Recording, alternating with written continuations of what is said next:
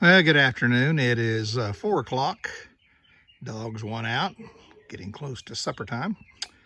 They can wait. We're in the high tunnel, and what a perfect time to be in here. It's probably about 70 degrees, no wind. Perfect time to be here, and a lot going on. A tale of two cities here, basically kind of three, I guess. There's the Grafted, the Normals, and over here we've got solid red deuces. You can tell the grafted ones, they look like this. Got all these buds, thick stalks. Now these guys are determinants, which means I am not going to trim them outside of the fact that I'm probably going to get down in here this week and get rid of all the bottom foliage just to give them some more air. Another grafted one. A non-grafted, this was a replacement. This was an original, but non-grafted. Big difference. And what we're doing now is, as you can see from all these strings, we're stringing them up. More replacements. Some of them just don't make it. That's just the way it is. But from here on out, they've got a better chance. And so on most of these grafted plants, we're going to double stem them. And let me get over here on the other side, give you a better example where I've already started the process. Kind of the, won't show you the end, it's kind of where all the junk accumulates. Got to clean it out. So here's an example. This is a big beef double stemmed grafted. And here's one of them. That's on this stem right here. And right over here on the bottom here is another stem. So these are big enough to produce two separate stems that will both basically be new plants. Here's a better example. Here's the stem right here, the main stem. It's got fruit on it. Here's another one. This was a sucker. And if I let these go, these little suckers right here, they would get as big as this branch here.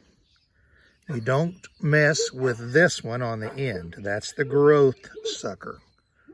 You cut it off, it'll take a while because one of these other suckers will have to grow up and take its place. So you got to be careful, okay? A lot of health here. Gonna be tomatoes, and then right up here are even more. So it's absolutely amazing how big and hardy these things are when you graft them.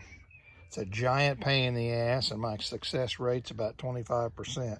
But boy, when you get them, it is crazy. You basically turn into having two plants because they're just so daggum big. Look up here how big the top of that is. That's a sucker. Gotta go. And here's the other one over here that I'm going to also trellis up. And it needs to have a sucker gone. Plants down there. Got my first fruit on the vine right there. And down there. And these are all from this point forward gonna be crazy good, hopefully. There's always the usual pitfalls of fungus and disease and critters and everything else. So far, we've dodged the bullet on some of them. We've lost a few here and there. Here's, again, on the outside, these are the red deuces. These are determinate. And then again, here is the red deuce grafted. Regular red deuce, replacement red deuce, regular. Let's see what this was. I made the, gee, that's a grafted plant. So There's a red deuce. It didn't make it. Right next to one that did. So I think we're just about full as far as replacement plants. I think I've got about 15 more to do. In some places, I'm not even gonna, that's a pretty big hole, so I'll put that one in.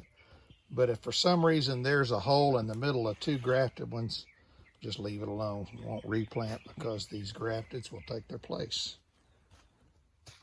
And down here are the last holes we have left. This is in the big beef section. Gonna put some sun gold cherries in here and several other grafted plants. So these are saved for the last grafteds.